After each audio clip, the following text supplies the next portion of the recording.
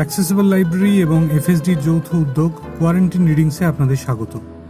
পঞ্চম পর্যায়ে আপনারা শুনছেন নলিনী বেরার উপন্যাস সুবর্ণ রেণু সুবর্ণরেখা। গ্রন্থটি পাঠ করেছেন চন্দ্রলেখা সিনহা। শ্রুতিগ্রন্থটি নির্মাণ করেছেন শুক্লা রায়।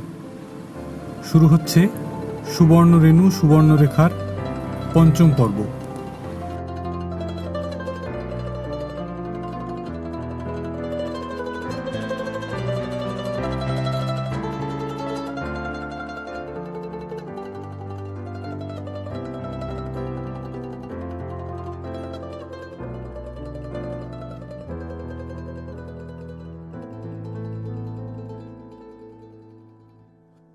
অষ্টম অধ্যায়, পৃষ্ঠা 65।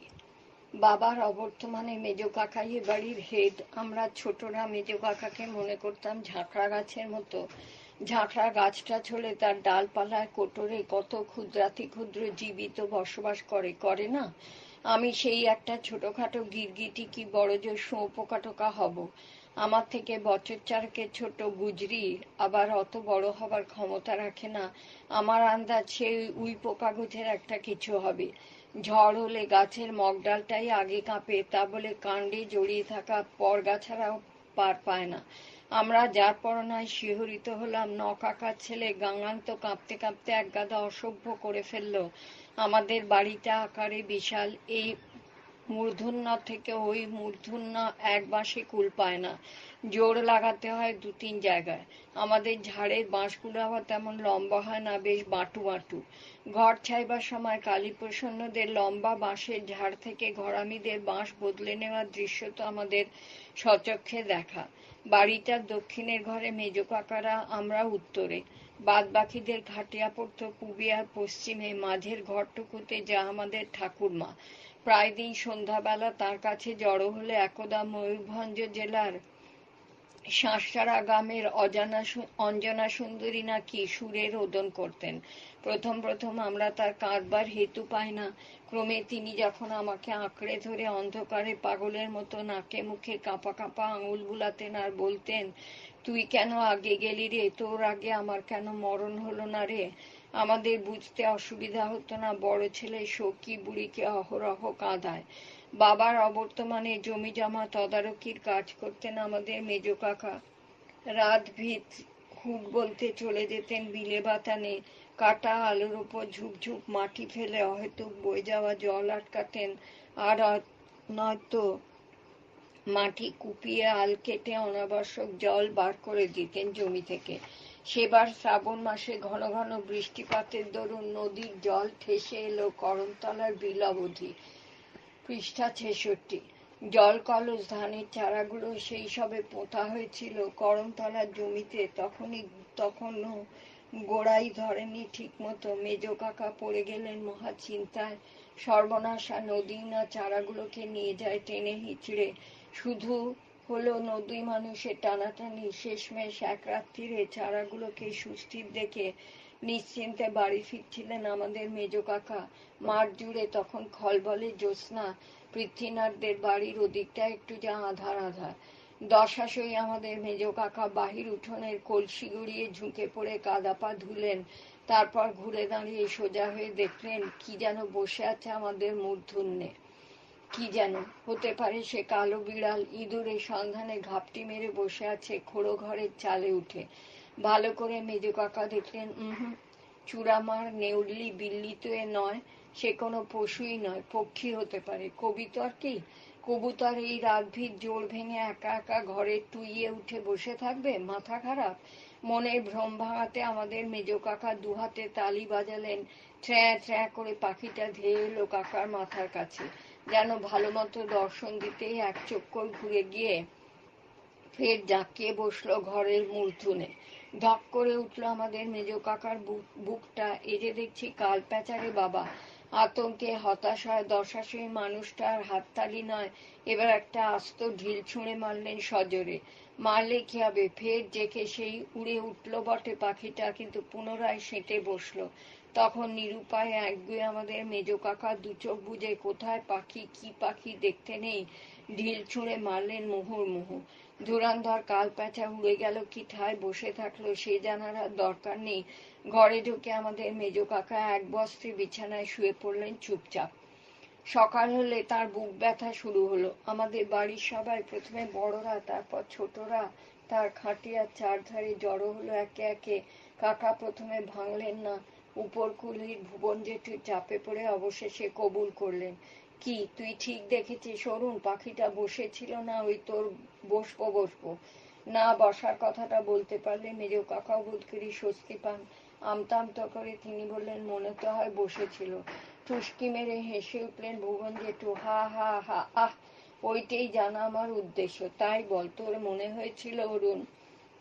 রাতভীর দূর থেকে দেখলে ওরকম কত কিছুই তো মনে হয়।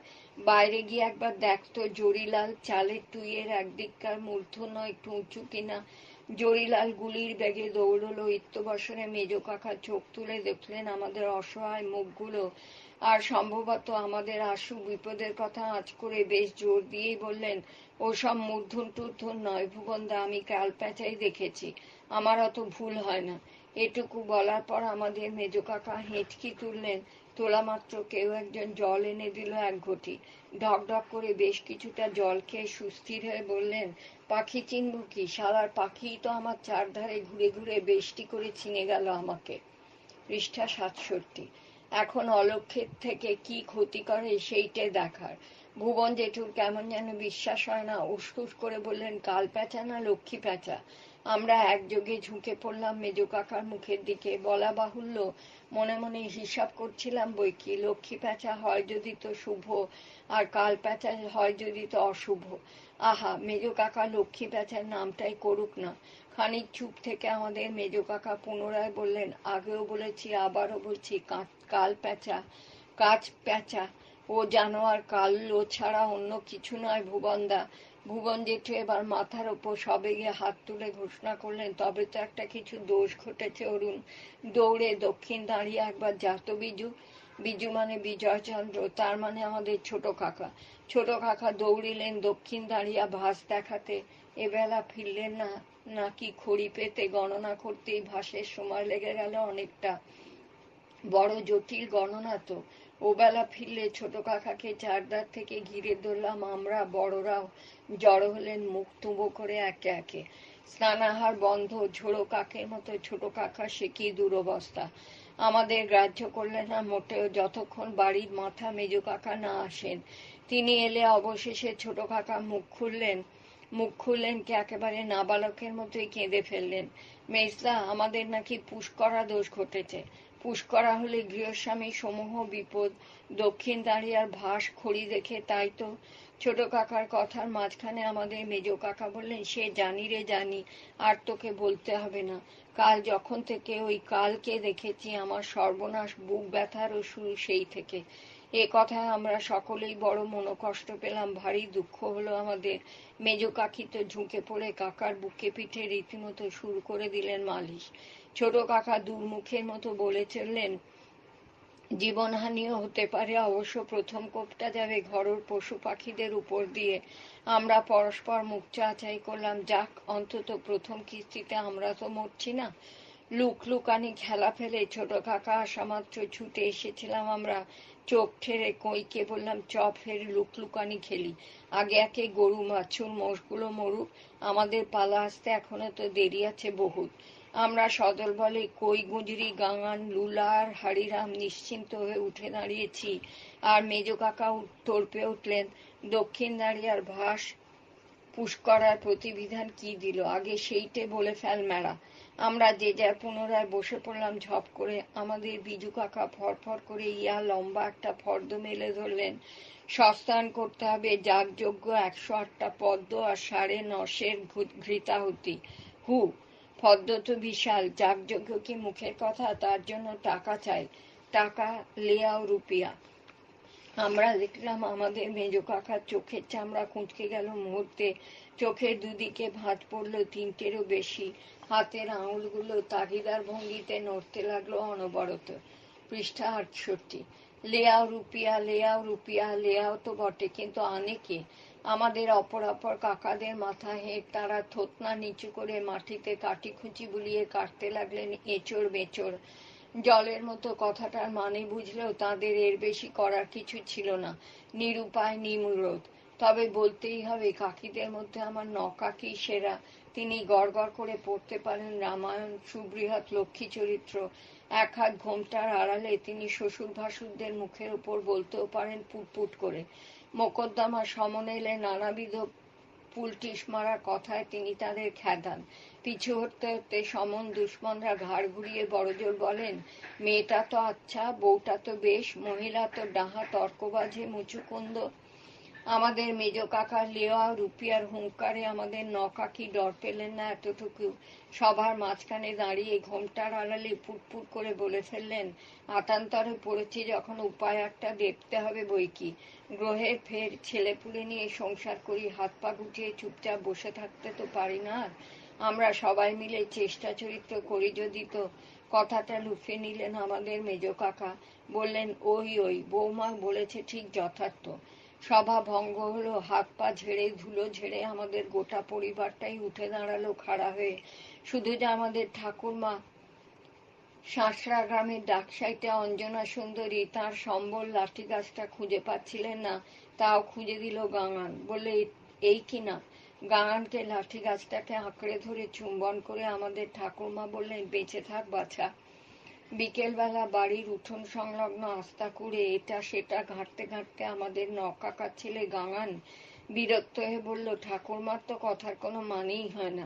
আমরা তো আর প্রথমে মরছি না, আগে তো গরু ছাগল মোষেদের পালা নয় কি না ললিন্দা? বুড়ির বেঁচে থাক বাছা কথাটার গাঙানের বোধ করি ভয় ধরেছিল খুব।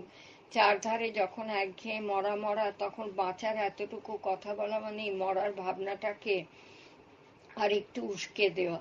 ভিতরে ভিতরে গুমড়ে একসা হয়ে যাচ্ছিল গাঙান। তাকে অভয় দিয়ে বলি, তুই থাম তো গাঙান, পুষ্করা আমাদের এই ঘেঁচু করবে কাঁচকলা। বললাম বটে, কিন্তু আস্তা করে একটা মরচে ধরা ভাঙা ব্লেড কুড়িয়ে পেলেও তুলে রাখছিলাম। না জানি যজ্ঞের দিন কি কাজে লাগে। মরচে ধরা ভাঙা হাতিয়ার দিয়ে যদি পুষ্করাকে রোখা যায়। পৃষ্ঠা 69। কোথাও এক টুকরো চিকচিকি কাগজ, খড়খড়ের আংটার মোড়ক, দেশলাইয়ের খোল, জালের কাঠি, পাইজদি তো জমা করে রাখছি সযত্নে। আমাদের অধমের অধম গুজরিও একদিন কুড়িয়ে পেল সিদ্ধেশ্বরী কটন মিলের ছাপ মারা টিকলি একটা। সেই নিয়ে কত ঝগড়া। তার টিকলি গুজরি আর কাউকে দিতে চায় না, তার কাছে ওই টিকলিটাই রক্ষা কবচ কিনা। এই করে আমরা যখন পুষ্করার বিরুদ্ধে যে যার অস্ত্র সংগ্রহে ভারী ব্যস্ত, বাড়ির অপরাপর লোকজন তখন উঠে পড়ে লেগেছে যে যার অর্থ সংগ্রহে। কোথাও একটা টাকার গাছ কিংবা কল্পতরুর ঝাড় নেই যা আমাদের কাকারা আমাদের কাকিমারা দৌড়ে গিয়ে কোঁচড় ভরে তুলে আনবে। অতএব সন্ধে হলো তো যে যেখানে ধূপ ধূপ বসে পড়ল মিটিংয়ে।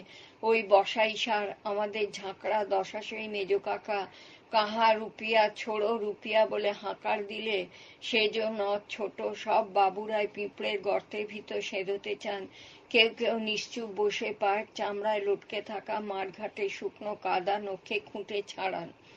দু চোখ বুঝে প্রথম প্রথম যিনি হাই তুলছিলেন, 2-10 মিনিট বাদে বাদে এখন তো তিনি একেবারে ঢলে পড়লেন ঘুমে।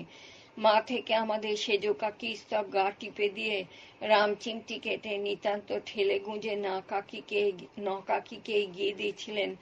যতটা নকাকি ততটাই পিছিয়ে এসে দাঁতে আঁচল চেপে বললেন, আমি আর কত বলবো দিদি, ঘরের পুরুষরাই যখন বসে আছে মেনুমুখ বাঁদর সেজে।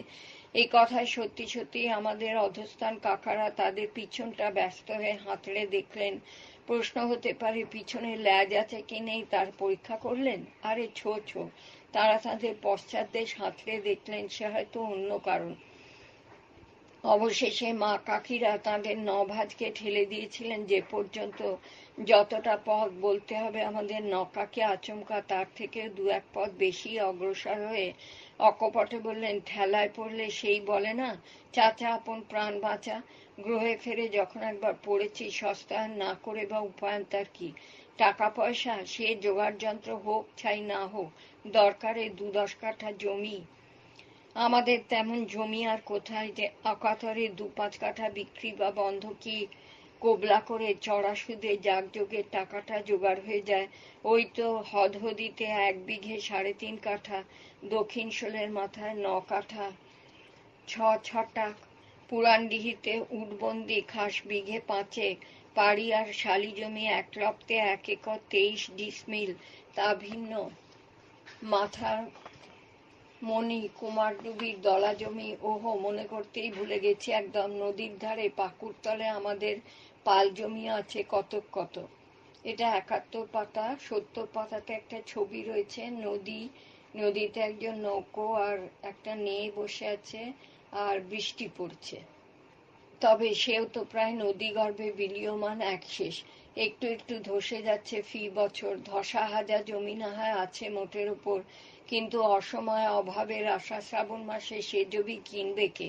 খদ্দের কই? আমাদের কাকারা আড়ে আড়ে কান খাড়া করে ঘুরে বেড়ান, তকে তকে থাকেন অতর্কিতে। খদ্দের পায় যদি তো পাকড়াও করে ধরে আনেন, এই মতলব।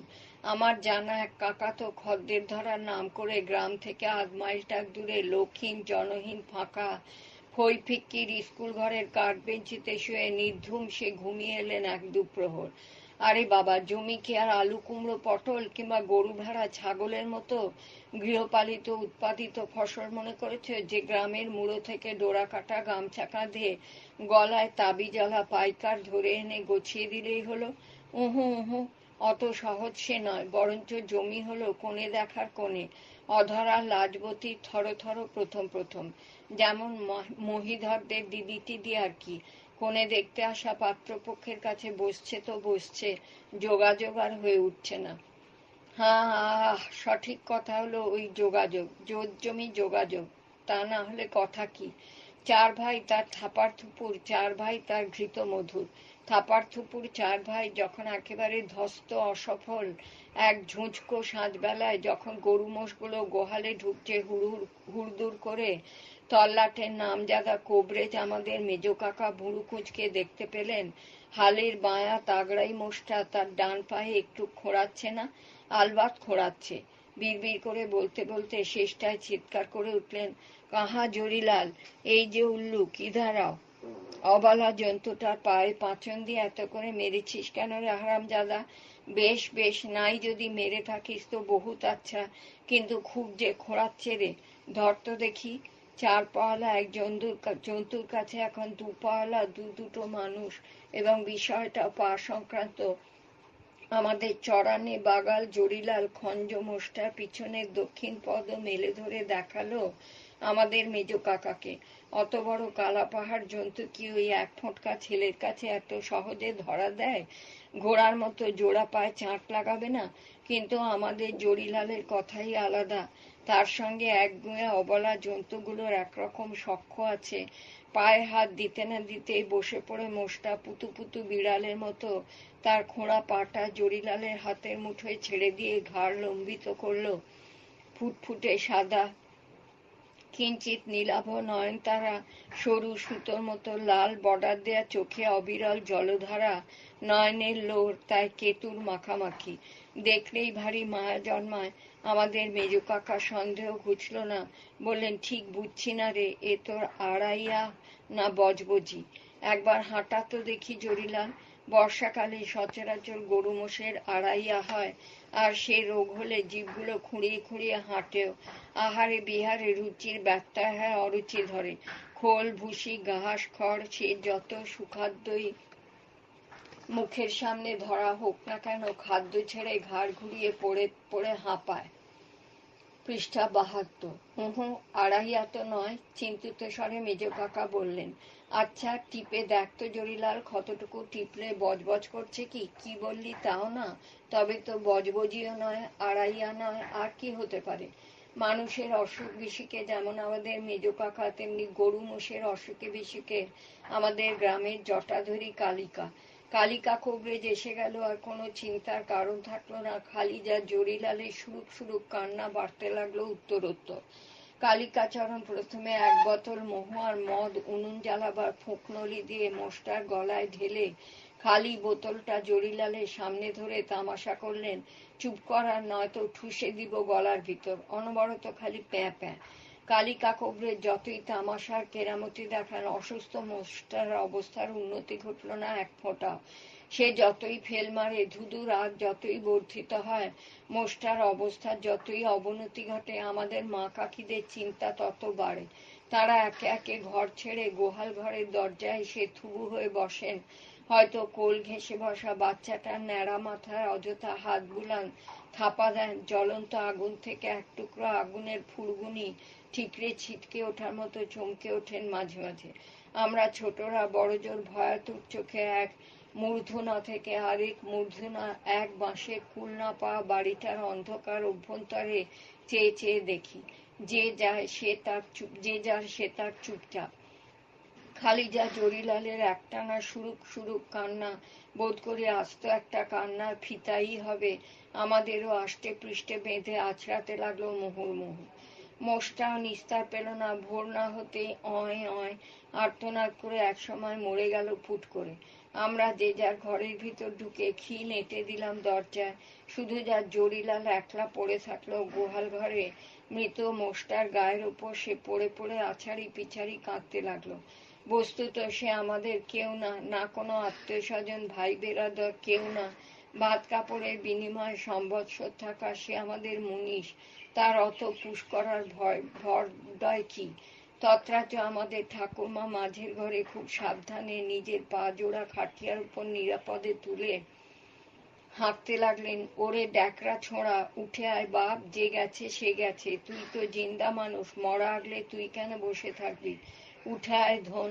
জরিলাল উঠল না। সকালে ভাগাড় থেকে কাকারা ফিরে এলে মা কাকিরা তাদের টেনে বসালেন মিটিংয়ে। যা হোক, এবার একটা কিছু করো, আর তো চারা নেই। সব শুনে আমাদের মেজো কাকা, যার ভেড়ার লোমের মতো কোঁকড়ানো চুল আর সাঁড়াশির মতো হাতের আঙুল, হাঁটু মুড়ে বসে ভাঁজ করা হাতের খাঁচায় মাথাটুকু গুঁজে কোনো মতে বললেন, হাম কুছ নেহি জানতা।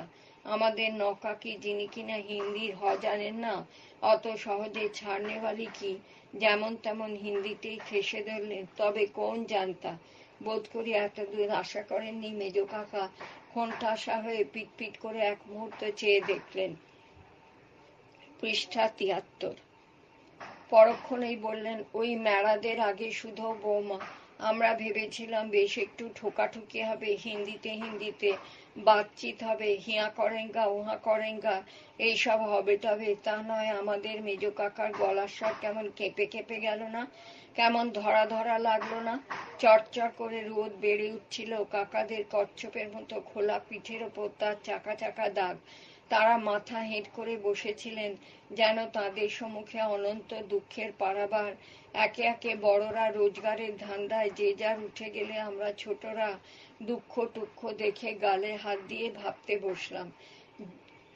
বিঝলদের ওপর গাঙানের ভয়ানক রাগ। সে বলল, প্যাঁচাটা আমাদের চালে না বসে বিঝলদের টুয়ে বসলে বেশ হতো।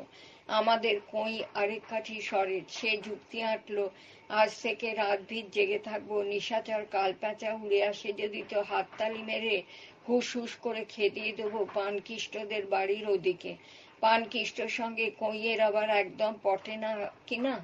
আমাদের পুষ করা পড়া ভিটে আত্মীয় কুটুম্ব আসা বন্ধ হয়ে গেল একেবারে। পাড়া প্রতিবেশী যাও বা এক আধজন আসেন, ওই বড়জন নাচ দুয়ারে রাস্তায় দাঁড়িয়ে হাঁক পারেন, অরুণ রে, হয়তো দরকারি জিনিসটা এই বলে চেয়ে নেন, সেই এনেছিলি সরু বাঁটের কোদালটা, এখন দে তো অরুণ। হয়তো দরকারি কথাটা পাড়া শুদ্ধ লোককে শুনিয়ে শুনিয়ে বলেন, গেল হাটবার তার আগের হাটবারে যে টাকাটা ধার নিয়েছিলি বিজু, আমার বড় দরকার হয়ে পড়েছে, আজ দিতে পারবি? বড়রা যেমন তেমন, ছোটরাও খেলতে আসে না, কে যেন তাদের মানা করে দেয়। বাহির হতে আমরাও পারি না বড় একটা। নাইতে গিয়ে দূরের পুকুরে, খালে, নদীতে টাটকা টাটকি মরে পড়ে থাকবো, সেই ভয়ে কোথাও নাইতে যাওয়া আমাদেরও বারণ। মা কাকিমারা বড় জোর উঠোনের কলসি গড়িয়ে দু এক বালতি জল এনে জল ঢেলে মাথায় থেপে থেপে করিয়ে দেন কাক স্নান। বিকেলবেলা কাছের রাস্তায় মাঠে ঘাটে খেলার একটু আধটু সুযোগ যাও বা আসে। পাড়া প্রতিবেশীদের ছেলে পানকিষ্ট বিঝল মহিধরদের দৌড়াতে মাঠে মারা যায় তার সবটুকু। প্রথম প্রথম বিঝল মহিধররা আমাদের ঘিরে ধরে, তারপর গাল টিপে টিপে হয়তো অনুমান করে আমরা কবে মরব। রাত হলে পরিস্থিতি আরো ভয়ানক জটিল হয়ে যায়। হাঁস মুরগির ছানার মতো আমাদেরও খোঁড়লে পুড়ে আরগল বন্ধ করে দেন মা কাকিরা। আমরা যে যার ঘরের ভিতর দড়ির খাটিয়ার ওপর পা তুলে বসি। ধাড়ি মুরগিটা যেমন কিনা তার ডানার নিচে পেট তলে কাঁড়াল কোড়ল বাচ্চাগুলোকে সাপটে আগলে রাখে, আমাদের মা কাকিরাও তেমন আড়াল করে বসে থাকেন। তখন এক ঘর থেকে আরেক ঘরে অন্ধকারে একলা একলা যাওয়া প্রায় নিষেধ। কখনো রাতভিত আমাদের ছোট বাইরে পেলে মা কাকিরা গুঁজে ধরেন গাড়ু। সকালে নোংরা গাড়ুগুলো আমরাই ধুয়ে টুয়ে সাফা করি। পৃষ্ঠা ৭৪। আমাদের গোহাল ঘরের চারধারে দরমার বেড়া, তার ওধারে একটা নাবালক পেঁপে গাছ, তারও ওধারে হীরালালদের হেতু ধানের খড়গাদা, মধ্যের গলিটুকু সচরাচর লোকচক্ষুর অন্তরালে বিরাজিত গুপ্ত এক ধরিত্রী। ওইখানে দাঁড়িয়ে ভোর ভোর আমাদের তাগড়া দশাশই মেজ কাকা গোহাল ঘরের চাল ফেড়ে মোটা থুম্বা একটা বোতল বের করে প্লাস্টিকের চামচে দুধ সাদা ঘন বুক ব্যথার দাওয়াই ঢেলে চুপচুপ করে খান। এই সময় তার জিভ হয়ে পড়ে লম্বিত, জিভের ডগাটুকু টিকটিকির ল্যাজের মতো নড়ে চড়ে। কেমন করে প্লাস্টিকের চামচ থেকে মৃত সঞ্জীবনী সুধার শেষ বিন্দুটুকু মরণশীল মানুষের জীবের ডগায় পড়ে লাঞ্ছিত হতে থাকে, দরমার ফাঁক দিয়ে লোভাতুর চোখ মেলে তাই দেখি।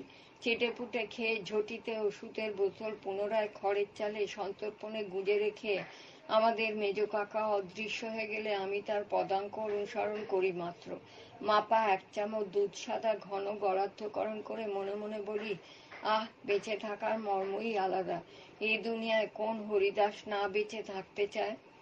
শ্রাবণ গেল, ভাদ্র গেল, আশ্বিনে শেষাশেষি আমাদের নকাকার ছেলে গাঙান পড়ল জ্বরে।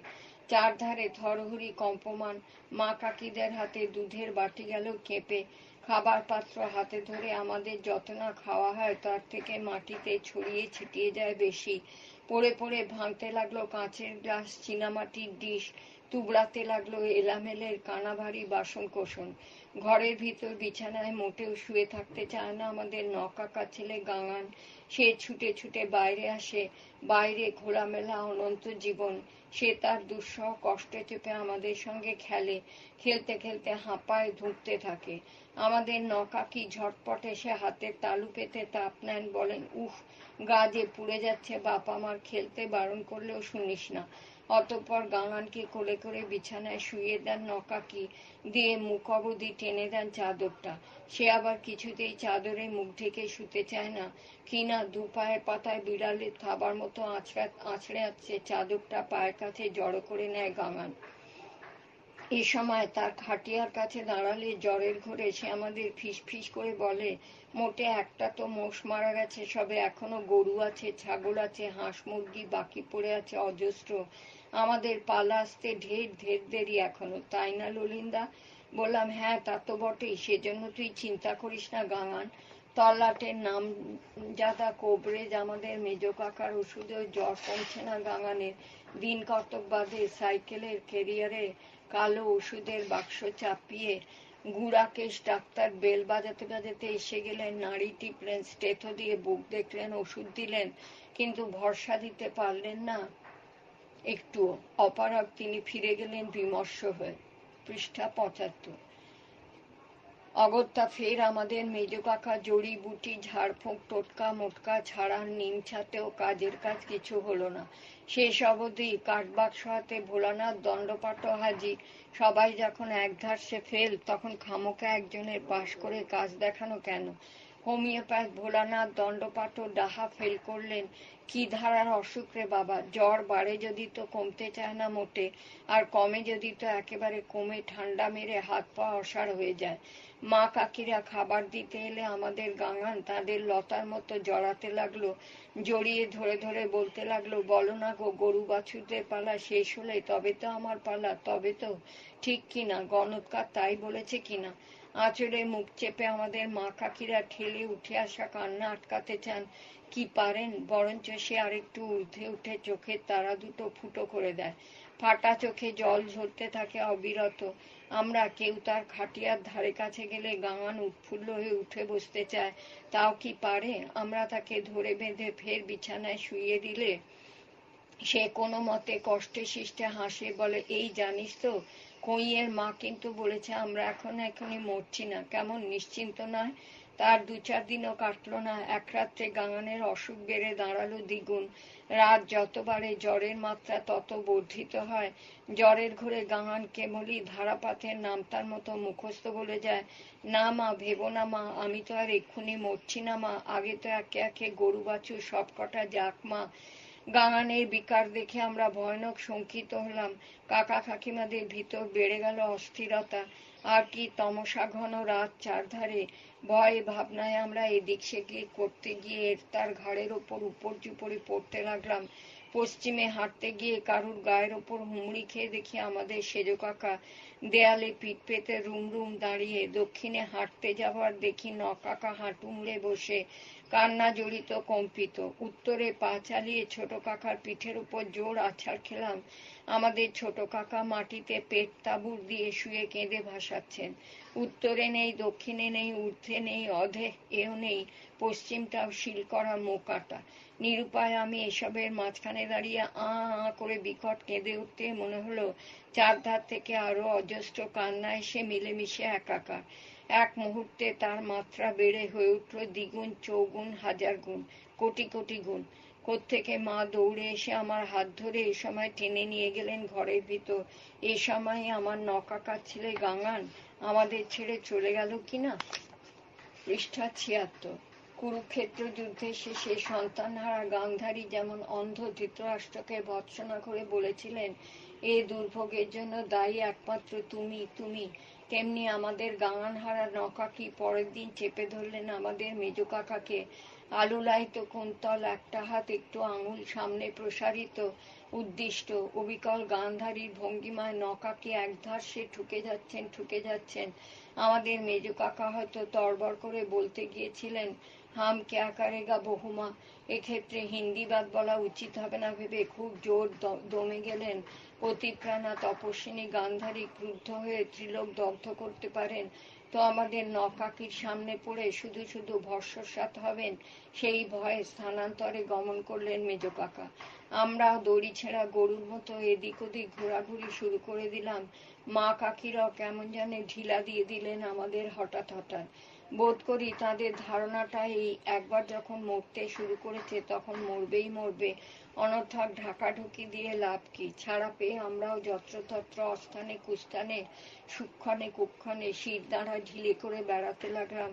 সমনে সে পিঠের মাঝ বরাবর খাবলা মেরে নিয়ে যায় যদি তো যাক না। একদিন তো আমি একা বহুদূর হেঁটে নদীতে সাপখোপের গর্তে হাত ঢুকিয়ে ছটফট একটা মাগুর, দুটো ল্যাটা মাছ ধরে আনলাম। এইভাবে আমরা যখন মরার জন্য গায়ে পড়ে আছি একরকম, আমাদের কোনো গরজ নেই, তখন মেজ কাকা এক বিকালে কোত্থেকে ঘুরে এসে ঘোষণা করলেন, কাল বাদ পরশু পুষ্করা যজ্ঞ হবে, কুছ ইধার উধার নেহি শুনেগা। আমাদের আবার ইধার উধার কি? মরতে বসেছিলাম, কোনো মতে খাড়া হয়ে দৌড়ঝাঁপ শুরু করলাম হুটোপুটি। আমাদের চড়ানে বাগাল জরিলাল একদিন পরামানিকের সঙ্গে গিয়ে হোমের জন্য গাদাগুচ্ছে শাল কাঠ বয়ে আনলো। সাইজ করা একটা এক বৃহৎ লম্বা, তার উপর কাঠমিস্ত্রি নবীনের কাছ থেকে বাঁশি এনে চেঁচে ছুলে জরিলাল এমন আচ্ছা সুন্দর বানিয়ে তুললো যে আমরা পরস্পর বলাবলি করতে লাগলাম, এ দিয়ে বেশ ডাঙ্গুলি খেলা যায়। আমাদের চোখের সামনে সানরিলে সাইকেল চালিয়ে বিজু কাকা ছুটে গেলেন 108টা পদ্ম আনতে। পদ্ম সে আবার কোথায় ফোটে রে বাবা?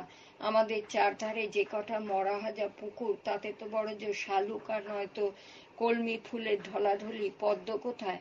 এতদিনে অবশ্য পড়েও ফেলেছি, কোথায় ফলে সোনার ফসল, সোনার কমল ফোটে রে, সে আমাদের বাংলাদেশ, আমাদেরই বাংলারে। হলেও তাই বিফল মনোরথ হয়ে ছোট কাকা ফিরে এলেন। পৃষ্ঠা 77। এ তো সানরিলে সাইকেলের কমনায় বিজু যেতে হবে রেলে চড়ে পাঁশকুড়া। প্রতিবেশী কেউ একজন সুলভ সন্ধান দিলেন। আমরা আরেকবার স্তম্ভিত হতচকিত হলাম। রেল, সে আবার কোথায়? শুনেছি বটে খড়গপুর নামে বৃহত্তর রেল জংশনের কথা, সেখানে সস্তায় নাকি ছোট বড় রেলগাড়ি চড়া যায়। আমাদের ছোট কাকা গামছায় মুড়ি বেঁধে ভোর ভোর রওনায় হয়ে গেলেন। রাস্তায় নদী পড়বে, ক্ষুধা তেষ্টা পেলে নদীর জলে মুড়ি ভিজিয়ে খাবেন। হই হই করে যজ্ঞের দিন ভোরবেলা গোনাগুনতে 108টা পদ্ম নিয়ে তিনি হাজির। আমরা চারদিক থেকে ছোট কাকাকে ঘিরে ধরলাম। এর আগে আমাদের মোটেও পদ্ম দর্শন হয়নি কিনা, কি তার শোভা! কোনটা বা এখনো স্ফুটনোন্মুখ, কোনটা হাতে হাতেই ফুটে গেল ফুল্ল কুসুমিত, কোনটার বীরাবনত নিমিলিত পাপড়ি নিচয়, কোনটার বা শিশির দুষ্ট শতদল। আমরা যে হাতে ধরে টুসকি মেরে একটু ঝেড়ে পুঁছে দেখব তার উপায় নেই। অপবিত্র পবিত্র বা বলে বিজু কাকা জোর খেদা লাগালেন আমাদের। আমরা এক ছুটে গোবর লেপা উঠোন মধ্যে ঝুপঝুপ করে বসে পড়লাম। সেখানে নানা রকম গুঁড়ি দিয়ে আঁকা হচ্ছিল আলপনা, যজ্ঞকুণ্ডে প্রেতচিত্র। টিকিধারী ব্রাহ্মণ পুরোহিত তাঁর সহকারীরা বড় সাবধানে পা ফেলে পা তুলে এঘর ওঘর ডিঙিয়ে তদারকি করছিলেন যজ্ঞের যাবতীয় ক্রিয়াকর্ম। খেজুর পাতায় বোনা চাটাইয়ের ওপর রসিকারির দল প্রকাণ্ড প্রকাণ্ড কুমড়ো নিমেষে ফালি করে কুচি কুচি কেটে তরকারির জোগাড় করছিলেন। ফাঁকতালে মুঠো মুঠো পাকা কুমড়ার বিচি ছেলেপুলে মারফত পাচার করে দিচ্ছিলেন যে যার ঘরে। সেসব ভালো জাতের বীজ কিনা উদমা মাঠে ঘাটে পুঁতে দিল রদব দিয়ে গাছ। আমাদের গুজরি তাই দেখে পাক্কা মুরব্বির মতো চেপে ধরলো, শুরু করে দিল ঘ্যানের ঘন, ছি ছি, কাজটা ভালো হচ্ছে কি? কাজের বাড়ি বলে কি যা খুশি তাই করবে নাকি? ও মুচিরাম জ্যাঠা, কানে কম শুনছো? বলছি কি। মাছি তাড়ানোর মতো ভঙ্গি করে মুচিরাম বললেন, কি বলছিস মা? কই না তো। তখন থেকে বললে, এক মনে তরকারি কুটছি। তরকারি কুটায় অধিকতর ব্যস্ততা দেখালেন মুচিরাম। আমাদের গুজরিও নাছোড়, অতগুলো যে পাঠিয়ে দিলে নগেনের হাত দিয়ে সে আমি দেখিনি মনে করেছ? হাত জোর করে মুচিরাম বললেন, হাত জোর করে বলছি, এবারের মতো নিয়েছি, আর হবে না, ক্ষমা দে মা। বলেই অস্ফুটে বললেন, এক ফোঁটা মেয়ের বচন কি, কি তার সহবত! এত মরল, পুষ্করায় মরল না কেন? গুজরি কি আমরা মুখে যতই ফটফট করি না কেন, ঘরের ভেতর এখনো ঘাপটি মেরে বসে আছে পুষ্করা। ব্রাহ্মণ পুরোহিতের সিদ্ধান্ত হলো এই রাতটুকু সে থাকবে ঘরের ভিতর। রাত পোহালে ভোর না হতেই সে হয়ে যাবে পগার পার। ত্রিসীমায় আর তার টিকিটিরও দেখা মিলবে না। এ কথায় উল্লেসিত আমাদের মেজ কাকা খাড়া হয়ে বললেন, যে গেল তার কুছ পরিমাণ মিলেগা জরুর। তেজস্বী ব্রাহ্মণ পুরোহিত রাগের মাথায় বলে বসলেন, বহির্গপনের পায়ের ছাপও পড়ে থাকবে, সে ছাপ সচক্ষে দেখতে পাবে অরুণ। পৃষ্ঠা ৭৮। অতঃপর আমরা ব্যস্ত হয়ে উঠলাম কোথায় সরু সরু চিকন বালি পাওয়া যায় তার সন্ধান করতে। চিকন বালির ওপর পায়ের ছাপ সুস্পষ্ট পড়ে কিনা। গঙ্গাধরদের বাঁশঝাড়ের কাছে পিঠে ঝুরঝুরে বালি পাওয়া যায়। ওই রাতেই হেরিকেন হাতে আমাদের ছোট কাকা বাঁশতলা থেকে মাথায় করে বালি নিয়ে এলেন এক ঝুড়ি। আমাদের মা কাকিরা গুঁড়ি চালুনি দিয়ে ছেঁকে ছেঁকে সে বালিকে করে তুললেন একেবারে নিখাদ নিষ্কলুষ। সুবিস্তৃত মূর্ধনওয়ালা বাড়িটায় যতগুলো ঘর আছে তার সবকটা দরজায় জানালার তলদেশে বেষ্টি করে পাতা হলো বালির কম্বল। এখন কেউ যদি ঘর ছেড়ে হেঁটে বাহিরে যায় তো তার পায়ের ছাপ অবিকল পড়ে থাকবে। সকাল সকাল খেয়ে দরজায় খিল এঁটে আমরা বাড়ি শুদ্ধ সবাই শুয়ে পড়লাম। শুলেই ঘুম কি আর আসে? কি কুহেলিকাময় অসহ্য রাত! এ রাত ভোর যদি না হয়, আর ভোর হলেও পুষ্কর যদি না যায় যাগযজ্ঞে কোনো না কোনো দোষ ত্রুটির কারণে সে যদি গ্যাঁট হয়ে বসে থাকে ঘরের ভিতর, তবে তার বেলা হাত পা ঠক ঠক করে দাঁত কপাটি লেগে যায়। খাটিয়া থেকে নেমে পড়তেও ভয় হয়। যদি পুষ্করা তার বেরুনোর মুখে প্রাণী নামারুক লম্বা লম্বা ঠ্যাং দুটো একটু গুটিয়ে দেয় শুধু, তবে তো হাড়গোড় ভেঙে একাকার হবে। কত কি আকাশ পাতাল ভাবতে ভাবতে ঘরের ভিতর আমরা জনকয়েক প্রাণী একসময় আখাম্মা ঘুমে পড়লাম ঢলে। বাইরে যজ্ঞকুণ্ডের মাথায় একটা পেট্রোম্যাক্সের বাতি জ্বলে পুড়ে খাক হচ্ছিল। তার চারধারে ঝোপঝাড় থেকে কত পোকা উড়ে এসে জুড়ে বসছিল। পোকাগুলো ততক্ষণ পুড়ল, পেট্রোম্যাক্সটা যতক্ষণ জ্বলল। একসময় সূর্যের আলো এসে পড়ায় পেট্রোম্যাক্সের বাতিটুকু ম্লান হলো। তদুপরি আমাদের মেজ কাকা ঘুম থেকে উঠে পিন মুলে গোটা পেট্রোম্যাক্সটাই নিভিয়ে দিলেন। পোকাগুলো তো রেহাই পেল। তারপর বাড়ি শুদ্ধ সবাই জেগে উঠলে শুরু হলো খোঁজাখুঁজি। যে যার ঘরের দরজায় জানলায় উবু হয়ে বসে পড়লেন।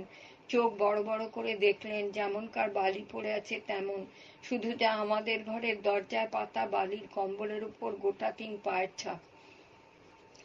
সে কোনো মানুষের নয়, একেবারে ছোট্ট এতটুকু মুরগির বাচ্চা বালির উপর হেঁটে গেলে যেমন বড় জোর তার 3 আঙুলের ছাপ পড়ে যায়, হুবহু ওই রকম। ঘরসুদ্ধ লোক এসে হাজির, হন্তদন্ত টিকিধারী ব্রাহ্মণ পুরোহিতরাই উপস্থিত। বলার যায় গোটা গ্রামটাই আমাদের দরজায় এসে ভেঙে পড়ল। পৃষ্ঠা ৭৯। কেউ কেউ হাঁটুতে হাত রেখে ঝুঁকে পড়ে দেখলেন, কেউ হুমড়ি খেলেন, কেউ বা থুবু হয়ে বসে পড়লেন সামনের দিকে, কথঞ্চিত বঙ্কিম কোমর, কেউ কেউ ঘাটটা লম্বা করে দিলেন বকের মতো, আর কেউ দৌড়তে দৌড়তে এসে এই সরো সরো দেখি দেখি বলতে বলতে যেখানে ছুঁচ ঢুকতে না সেখানে ফাল হয়ে ঢুকলেন মানে ওই যে খাড়া হয়ে একবার দাঁড়িয়ে গেলেন, সহজে আর নড়লেন না। বিচার বিশ্লেষণ চলতে লাগলো, টিকিধারী ব্রাহ্মণ পুরোহিতের টিকিটাও নড়ে চলল সমানে। এই করে আলোচনা যখন একেবারে তুঙ্গে, আমাদের অধমের অধম গুজরি, যে কিনা আন্দাজ উইপো কাগজের একটা কিছু হবে, সে পুট করে বলে বসলো, যার এত খিদা যে গোটা একটা মোষ খায় মানুষ খায়, তার অত ছোট ছোট পা। বলেই সে অর্ধেক উঠেছিল, আমাদের ছোট কাকা চাঁটি মেরে পুরোপুরি বসিয়ে দিলেন তাকে। বসে পড় উল্লু কাহাকা। এই রে ছোট কাকা হিন্দি বাদ, নিশ্চিত মেজ কাকার রোগ ধরেছে তাকে। পুনরায় বালির আস্তরণের ওপর ঝুঁকে পড়ে দেখি 3 পায়ের ছাপ, চিহ্নিত মুদ্রিত ভয়খচিত ত্রিপাদ। বর্ষা যায় এই 3 পাই স্পষ্ট চিহ্নিত বহির্গমন। নবম অধ্যায়, পৃষ্ঠা ৮০। কুস্তুরিয়ার ওদিকে নীলকুঠির পাশ দিয়ে স্কুলে না গিয়ে আমরা মাঝে মাঝে শর্টকাট করতাম রোহিণীগড়ের বাবুঘরের এদিকে, বিশেষত আমি। গড়কাটা খাল পেরুলেই সামনের গ্রাম হাতিবাঁধি বা হাতিবান্ধি। সামনেই জমিদারের গড়, যখন এককালে কোথাও না কোথাও হাতি বাঁধা থাকতো, আর তাই গ্রামের নামও হয়ে দাঁড়িয়েছে হাতিবাঁধি। তবে শীতে যখন চাষিদের খলায় খামারে ধান, বিড়ি, মুগ, কলাইয়ের ছড়াছড়ি, রেমানকে এশিয়ান সার্কাসেই এলো বলে তার আগে আগে মাগনে হেলতে তুলতে এসে পড়তো এক বা একাধিক হাতি, আর তারা বাঁধা থাকতো আমাদের যাওয়া আসার রাস্তার ধারে সেই হাতিবাঁধি গ্রামের বটতলায়।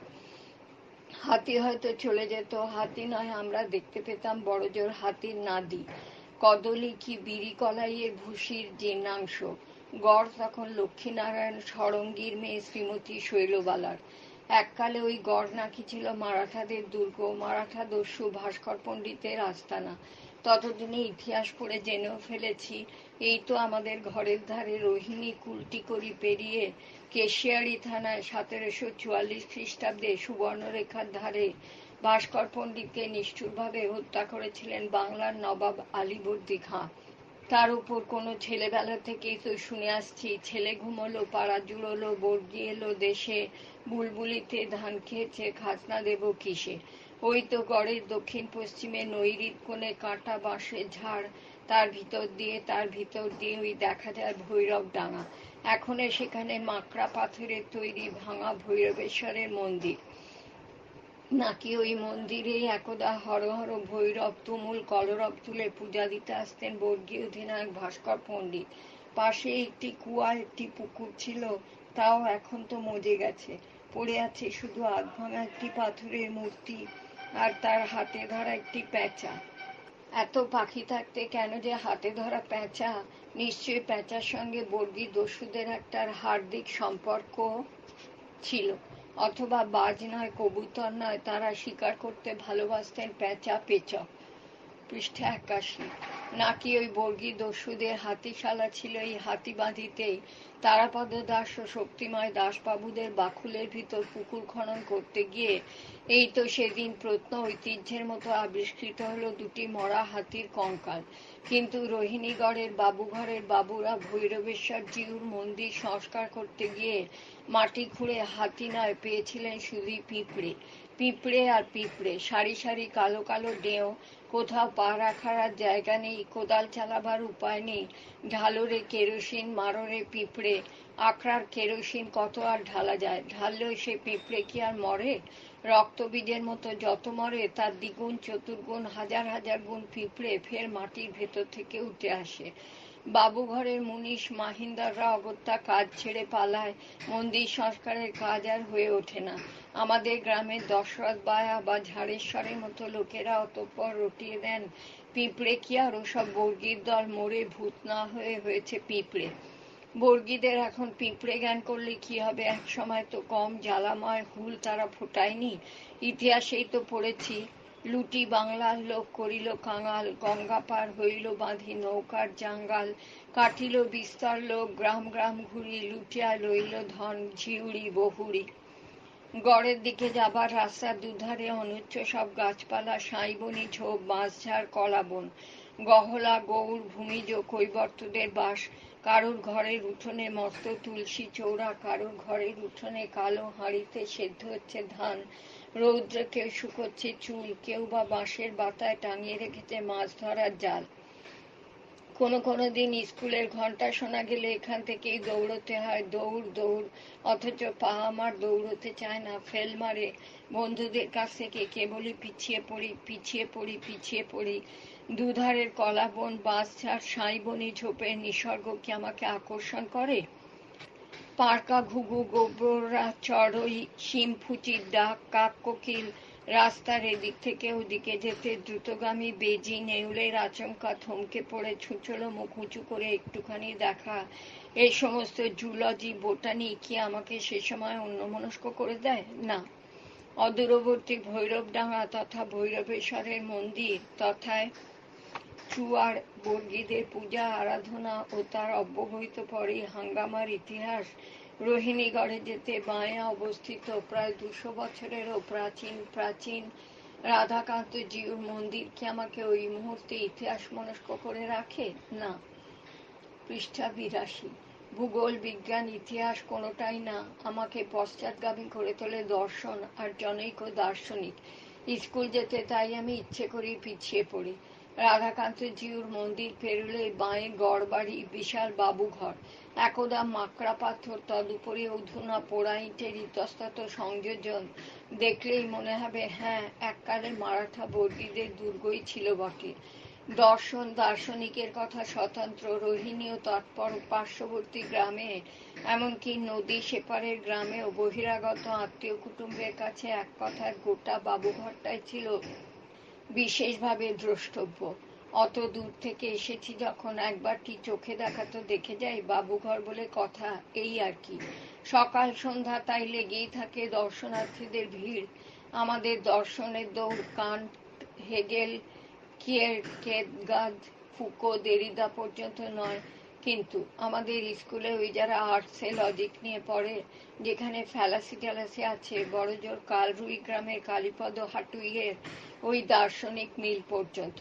কালীপদ তো নয়, কালুয়া, মনত সিংহরায়ের মতো ফুটবলের দুরন্ত স্ট্রাইকার, সারা বৈকালটা হাতিবাঁধির ডোবপাড়ায় স্কুলের মাঠে বল ঠেঙিয়ে দুরন্ত গতিতে 2 উইংস দিয়ে উপরে উঠে নিচে নেমে নিজে গোল দিয়ে গোল করিয়ে গলদঘর্ম হয়ে আসন্ন সন্ধ্যার প্রাক্কালে যখন স্কুল হোস্টেলের গেটের কাছে বকুল গাছটায় অসংখ্য চড়ুই চটি হুড়হাড় ফুরফার করে উড়ে বেড়ায়, গুঞ্জন করে, ঠিক তখনই স্কুল হোস্টেলের মাটির দোতলায় হেরিকেনের ছিপি খুলে তেল ভরে ফলতে দেশলাইয়ের কাঠি জেলে ঘোড়া ঘুরিয়ে ঈষৎ উস্কে দিয়ে নিজের সিটে দড়ির খাটিয়ায় হেরিকেনের আলোয় পড়তে বসে কালীপদ লজিক দার্শনিক মিল বলেছেন বলে শুরুও করে, কিন্তু ওই পর্যন্তই। অত্যধিক ক্রীড়াজনিত ক্লান্তিতে শুরুর অব্যবহিত পরেই তার ঢুলুনি এসে যায়।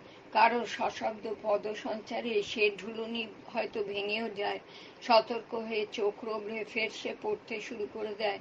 দার্শনিক মিল বলেছেন, দার্শনিক মিল বলেছেন, সেন্টেন্সটা কখনো পুরো হয় না।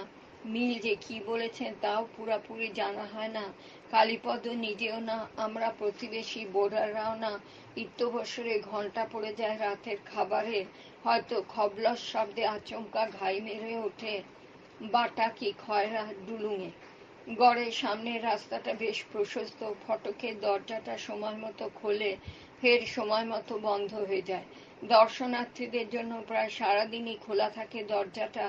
দর্শনার্থীরা কেউ কেউ দরজা থেকে উঁকি ঝুঁকি মেরেই দর্শন সেরে নেন, কেউ কেউ ভিতরে ঢুকে এ দালান থেকে সে দালানে ঘুরে বেড়ান। তখন সারা চবুতরা দালান কবুতর পায়রার কুহরে ও দর্শনার্থীদের কলরবে গম গম করে। আমার কেমন যেন ভয় করে ওঠে, ভয়। আমি শুরু করি দৌড়াতে, অবশ্য তেমন জোরে নয়, ধীরে ধীরে। জানি এই সময় একটা ডাক আসবে, আসবেই, দার্শনিকের ডাক। এলো তাই অবধারিত। পৃষ্ঠা 83।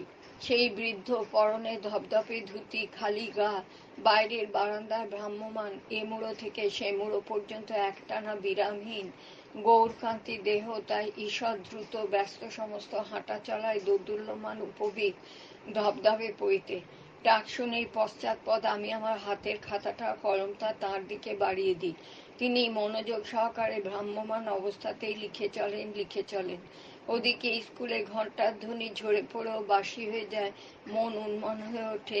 প্রথম ক্লাসটাই তো ভূগোলের স্যার, কাঠবাঙাল শ্রীযুক্ত নকুলচন্দ্র সিংহ রায়।